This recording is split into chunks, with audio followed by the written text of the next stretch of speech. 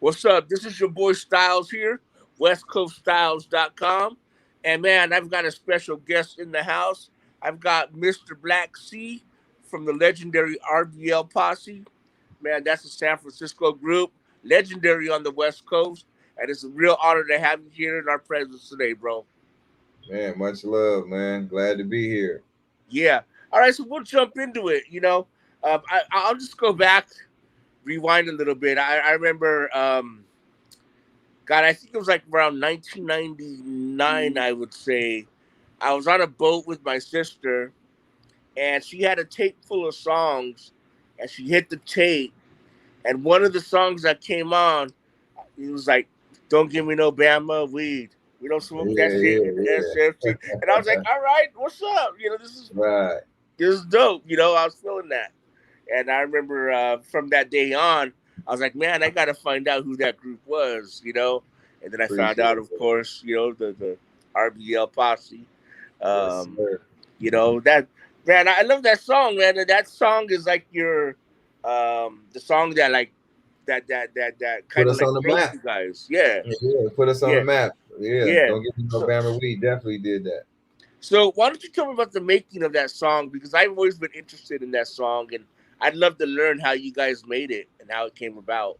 Really, it was just us, me in the studio, bullshitting around with my guy. It was me, and my guy named Tita Lee, better, AKA known as Madman, as a rapper, and it was another guy named T Rod. We were just playing around, came up with the hook, because Bammer was the term that we used in my neighborhood. When you refer to like some bunk weed or some bad weed, Yeah. we call it Bammer weed. And what happened was, it was actually called "Don't Give Me No Bammer Joint." We don't smoke that shit in Hunters Point before we end up transitioning to the Uh huh. "Don't Give Me No Bammer Weed." But yeah, it the first song when I put it out. It was actually an original song. It didn't have Mr. C on it yet. So Oh. yeah, it was actually called "Don't Give Me No Bammer Joint." We don't smoke that shit in Hunters Point. Took off around the neighborhood, blew up a little something, something. Take them out. No. Let them out outside. Let them outside. Close the door. Close the door. Sorry about that, but yeah, it was "Don't Give Me No Bammer Joint." We don't smoke that shit in Hunters Point. It went from that to "Don't Give Me No Bammer Weed." We don't smoke that shit in the SFC, but yeah, it didn't have Mr. C on it on the first version. We end up putting him on later Uh huh. on. He came up there to my neighborhood when I got introduced to him. Was there a reason why you changed it from Hunters Point to SFC? Yeah, it was because we was going through a little beef with Fillmore and Sunnydale, and I knew they wouldn't have supported it if I just had it just basically paying a tribute to Hunters Point. So I had decided to make it a SFC thing, a Frisco thing, to pull everybody together, and that's pretty much what I did. Hmm. Yeah, Yeah. There was a lot of drama going on around that time. I take it in the neighborhood.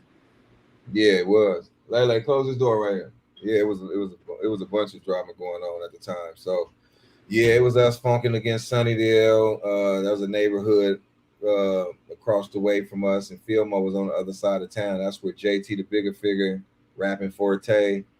A lot of them dudes is from the whole GLP. You know what I Hmm. mean? So yeah, we used to be going at it. I ended up losing my eye. The whole nine, lost my right eye. Yeah. Gang banging and doing stuff, got shot. But yeah, yeah, it was hectic. You know what I Hmm. mean? That song pretty much brought us all together. I Yeah. call it the truce behind that Was song. was Hunters Point united or was it divided and fighting amongst No, each Hunters other? Point was together at the time. They divided now, but It was, they at that time you could go anywhere in Hunters Point. You can go to hmm. Pepper Rock, you can go to Bayview, West Point, Oakdale, and all the little turfs in between, from Bishop Corners, Thomas and Keith, Kirkwood, you know, Cashmere, whatever you want to call it, Shoreview. You was able to go anywhere with no problem. Yeah.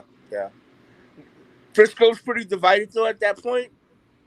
Yeah, Frisco itself was between certain sections. It was the main problems was between Hunters Point, Fillmore, Sunnydale, and Lakeview. But you got a bunch of other neighborhoods who really wasn't tripping with each other like we was. Those Yeah. four Turks, man, like us and Lakeview was kind of linked up. Sunnydale and Fillmore wasn't really linked up, but they kind of was going against us. So they we was they common enemy. So yeah. Hmm. Did you get support afterwards, though? I mean, from all the other cities, areas of Frisco. Well, when after you changed the lyrics to that song. Yeah, everybody fell in and got involved. We was all one pretty much.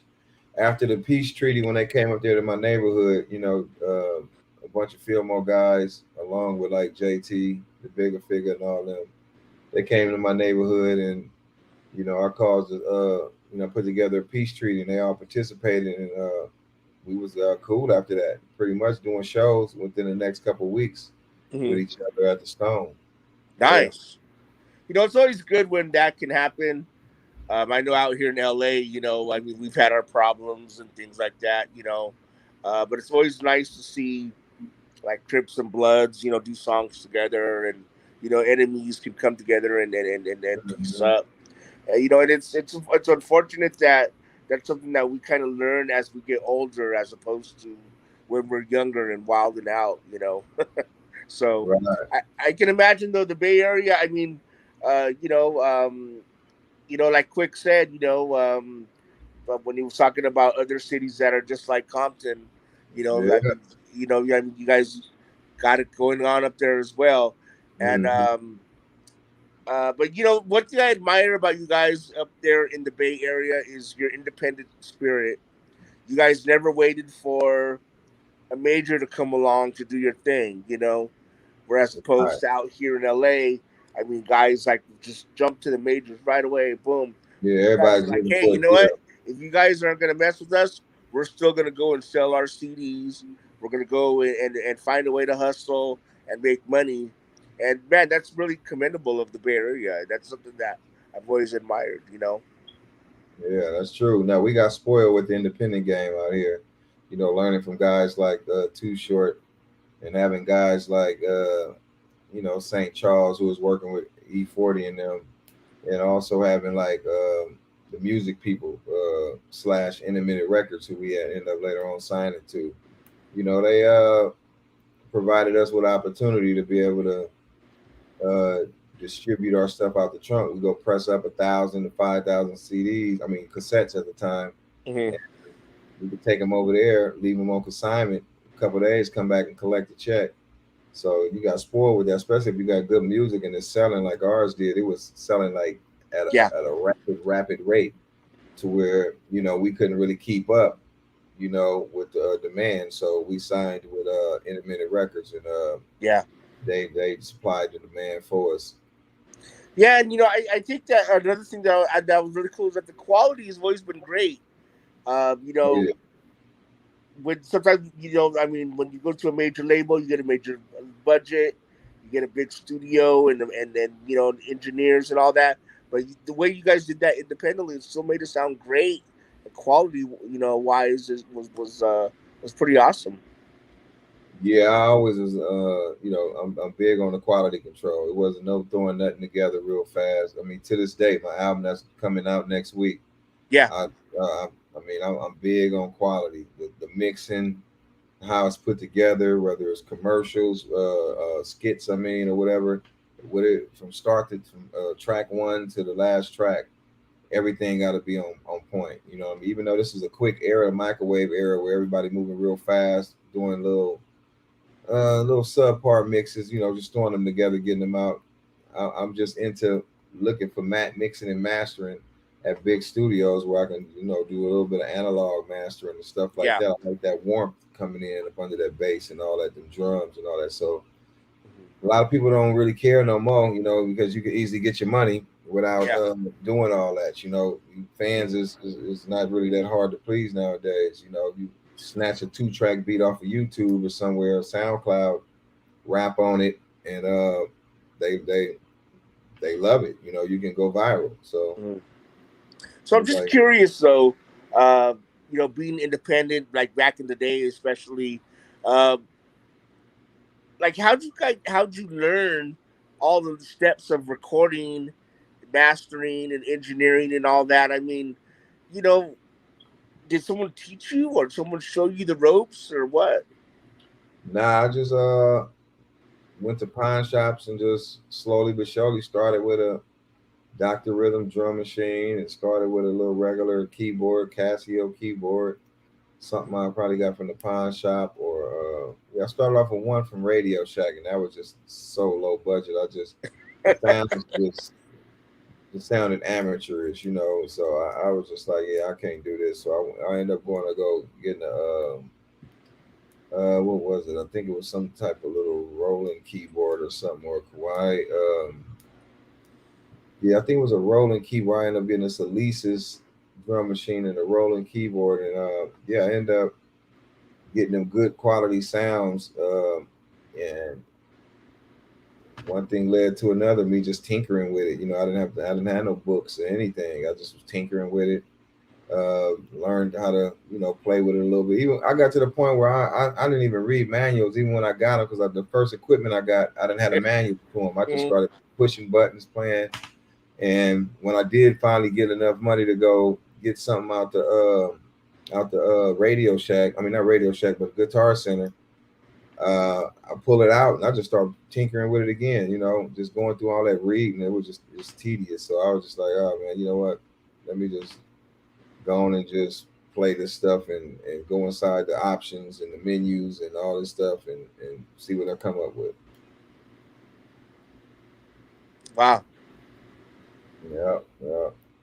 that's dope. And how do you like learn the recording process and all that? Did you have someone like show you the ropes for that too, or what? Like when you got into the Nah, studio. no, I had a folk track. I learned, like I said, I just learned just playing with buttons. You know, back then you didn't have the internet where you could do the research you can do now. You know what I Yeah, mean? You just had to play with, just push buttons and see what happens, see what it do.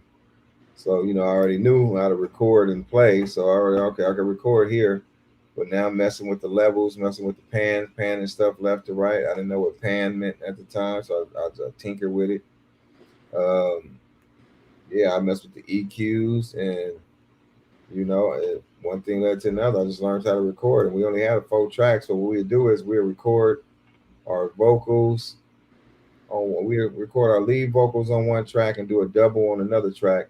Then we'll bounce that over together, record that over to one track together. So now the doubles and the lead on one track, and then I do a third track on the track that I just had that on. While that's on my double track. So it was just like process like that, and it just worked out lovely.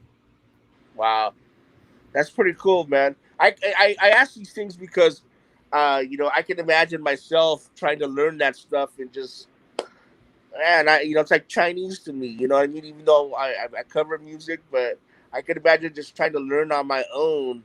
You know, it'd be a really difficult thing. I'd be lost. Yeah, Like like damn, like okay. Or if I did do it, it would sound really fucked up because I don't know how to master and learning engineering and levels of sound and yeah, you got to be there's into it. something you have to know. I mean, Yeah, I mean, you got to be into it too. You got to you got to love it to want to do it. Like me, I loved producing, doing the music part.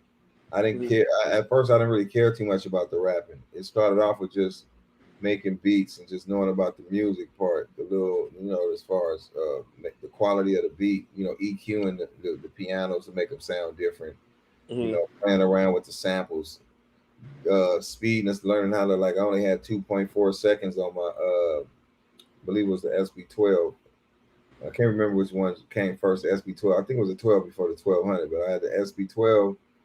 You had 2 point some seconds. We would put the record player on, we would pitch it up real fast to speed it up to make a 2 second sample, stretch it out to about 4 seconds, 5, 6 seconds. Yeah. So, and then we'd slow it back down and loop it. And that's how Bammer we was. That's how that came about. It was really only like a good 4 second sample. And that's what we did. But you gotta love it. I played with it, loved playing with it. I love discovering stuff like that. Go down and I go to a guitar center or somewhere, ask a few questions, and come back and get to making stuff, with my newfound information. Wow, that's dope. Do you still remember the record that you sampled Bammer Weed off of? Oh yeah, yeah, yeah. I remember all of them. I remember everything pretty much on my album. Yeah, because I produced it all, so I got all the records still. I mean, everything that I used to produce that whole first album and second album, any record of mine that I have, I still got it. Mm-hmm. Mm-hmm. That's dope. Yeah. Now, Yeah. I want to ask you this. You know, you being from the Bay Area and all that, and me from LA. Um, was there ever like any interest in saying, "Hey, you know what? Let me get some LA cats on this record," or were you guys cool on all that back then? We never really was interested in features at all. Me and Mr. C, Mm-hmm. until it came to like Hitman and NOH Mafia, our groups. We really didn't care about doing features with anybody. Mm-hmm. I don't think we did really features until he passed away. I started going out doing features, but Okay. Mr. C was just into us doing us. He always just say that, like, bro, I don't, people buy our album for us. People don't buy our albums to hear collaborations. People don't, they ain't buying the album to hear MC such and such or this person. So, Yeah. and I felt that when he said that. It was like, we want to do our own album. If you ain't in our camp, we don't really care about getting you on the song. That don't mean that we don't fuck with you or it ain't cool. It's just that Yeah. we just prefer to, hold our own. Because then you got times too where you do one of your dopest songs with some features, and they not around to perform it, and now you got to chop the song and do certain things. If they start the song off, it's like fuck, we got to get through a whole verse of a feature who ain't here to perform with us. So we never really cared about it, But Mm-hmm. later on, I did. The second album, we got people like I said, Selsky, a few other people on a couple tracks who was within our camp. Yeah. Yeah. I imagine that after you started losing the members, yeah, it made more sense to maybe reach out a little bit and do some, some collaborations with some of, Mhm. these other folks. Um, and man, as a surviving member, I mean, you've kept the RBL name alive throughout the years. That's pretty dope. And I understand that you've got your own album that you're coming out with very shortly. Why don't you tell us Yeah, about your album? yeah. This new album, man, is some of my best work yet. And I know a lot of rappers say that, but I mean mine. I ain't put out nothing in almost 10 years or something like that. It's been a while. I do a feature here and there, but this work is dope. The production on it, the lyrical content. Yeah, I stepped my game up on this one, man, just to try to make a statement with me coming back after almost 10 years because Hmm. I ain't put out an album since 2012. That was Wow. Real Ruthless album. So Larry June got me on a couple songs, and that sparked it up for me. But yeah, it drops August 20th on all platforms, and it's called Black Caesar. I ain't really got no features on it except for Larry June Hmm. and Keek the Sneak as Dope. far as big names. And my boy CW the third. So yeah, that's all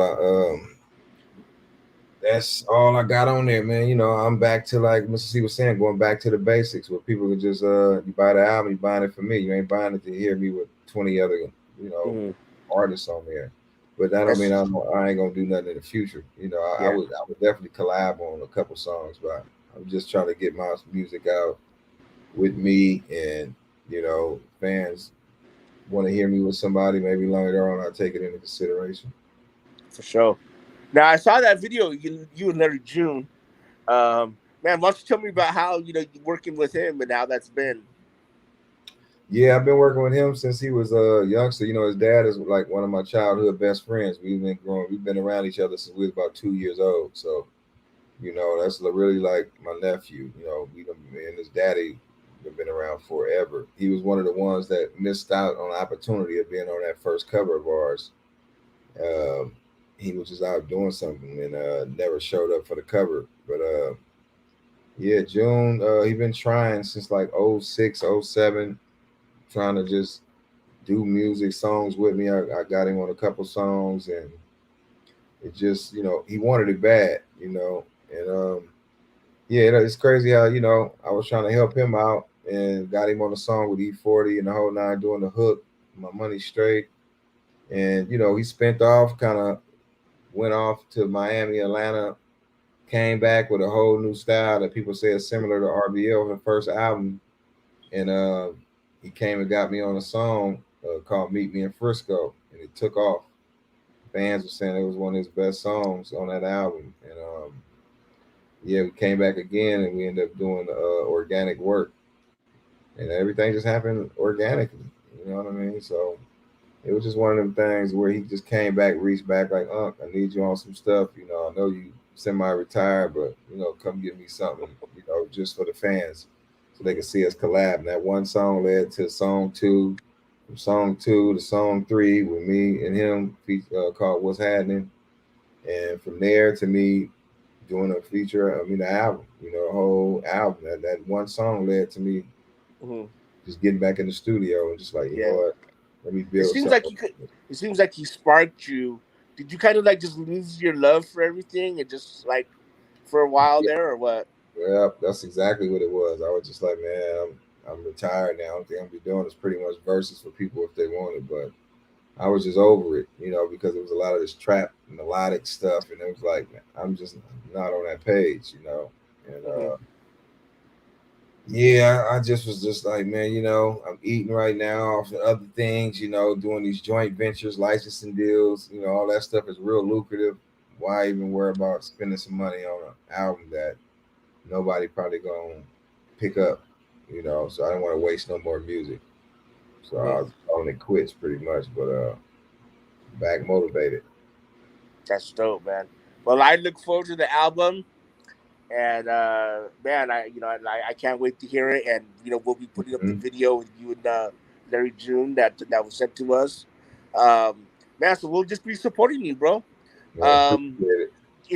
is there anything like where can the fans reach you at? Is there social media that you're on that you want to give out?